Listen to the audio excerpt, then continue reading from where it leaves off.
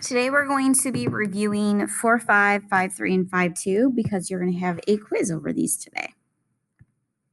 So let's start with vocabulary. So we're going to use the diagram to the right to answer the following questions. We're going to name all pairs of alternate exterior angles.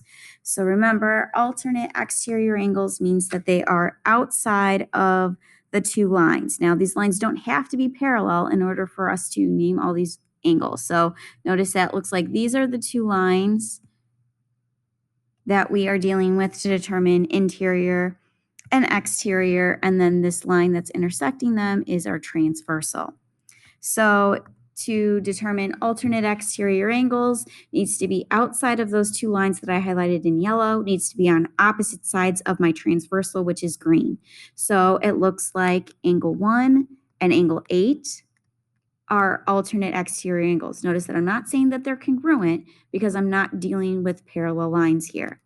That's not my only pair of alternate exterior angles. We also have angle 2 and angle 7.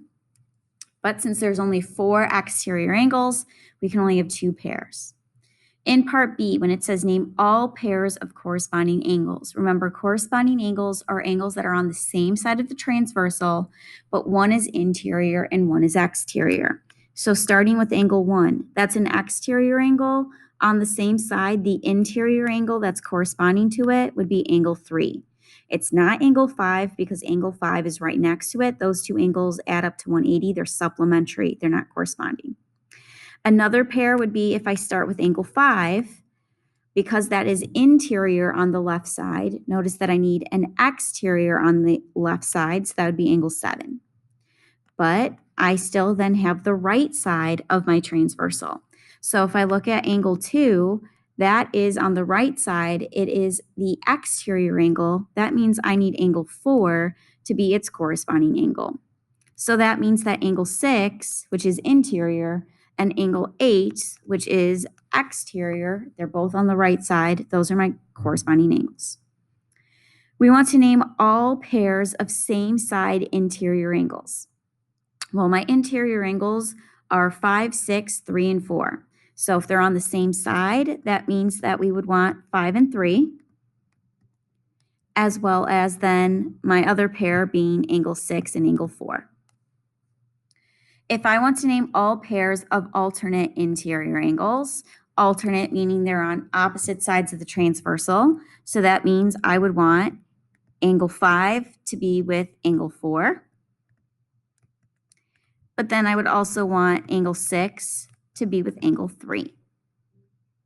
And then finally, if it says name all pairs of same side exterior angles, that means we're looking at angle 1 and angle 7 because they're outside on the left.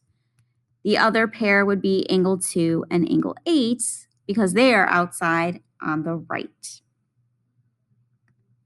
All right, so notice that in this problem, I'm giving us parallel lines. It's marked in my picture. It was also told to us. Line C is parallel to line D. So they want us to find x and then find the measure of angle 1. So because the only two expressions that I have are this 3x plus 5 and 2x plus 10, I have to recognize that these are alternate interior angles.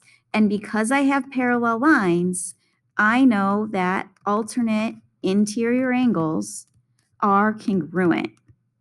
So with that being said, I get to set 2x plus 10 equal to 3x plus 5.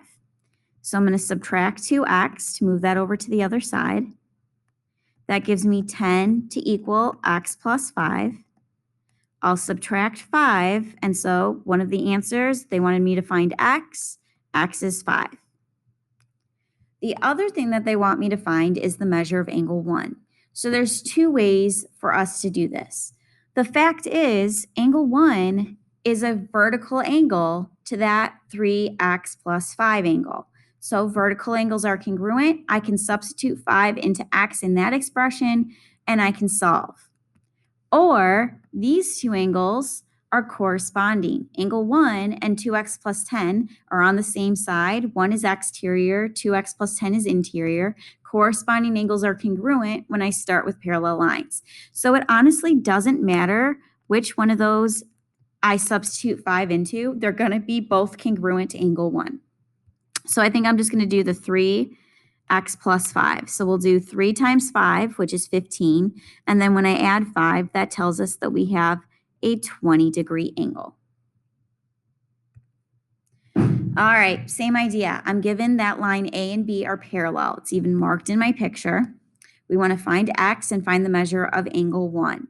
So looking at the two expressions that are given to us, because I have parallel lines, notice that these are corresponding angles. And when I have parallel lines, I know that corresponding angles are congruent.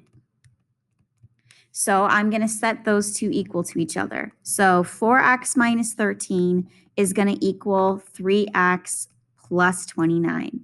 So to start solving for x, I'm going to subtract the 3x.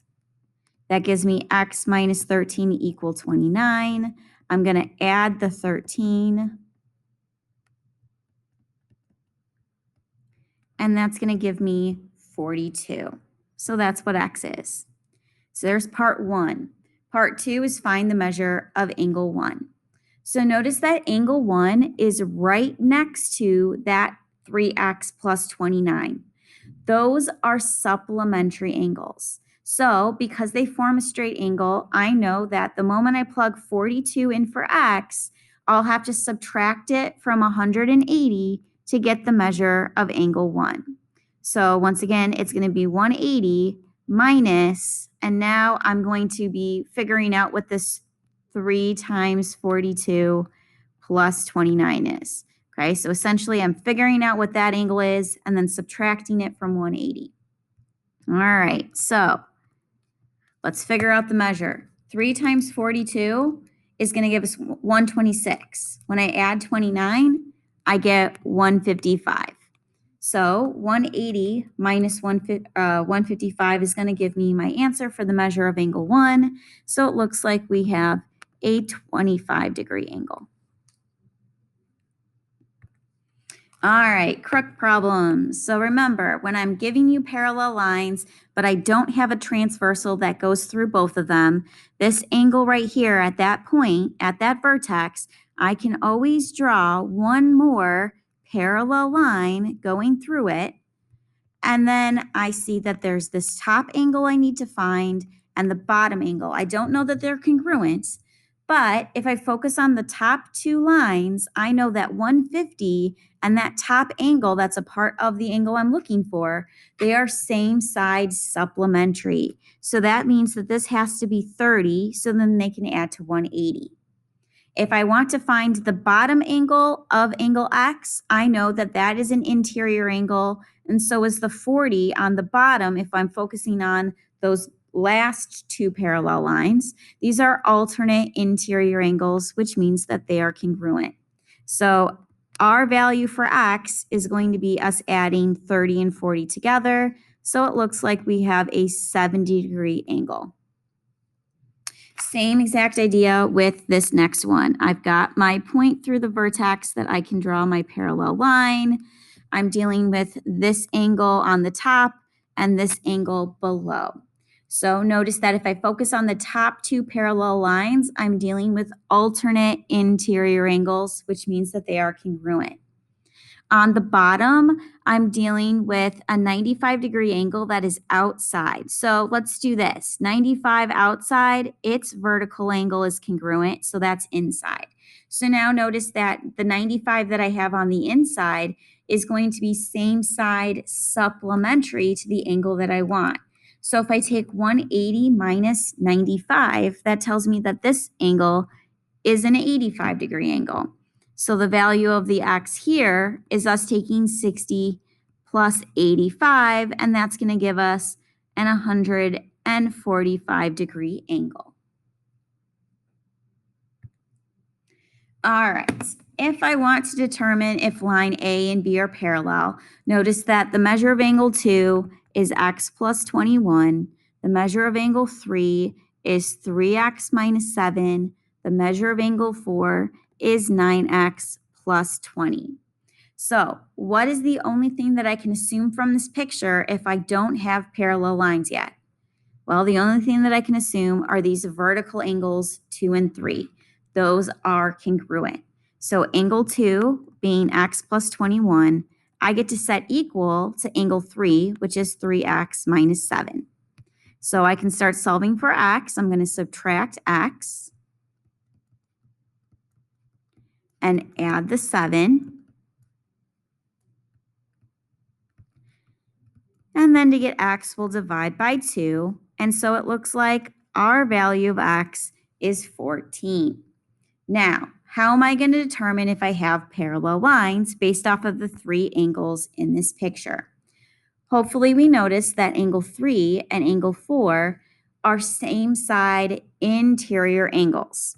And so if I have same side interior angles, let's determine whether or not they are supplementary, because if they are, then I have parallel lines.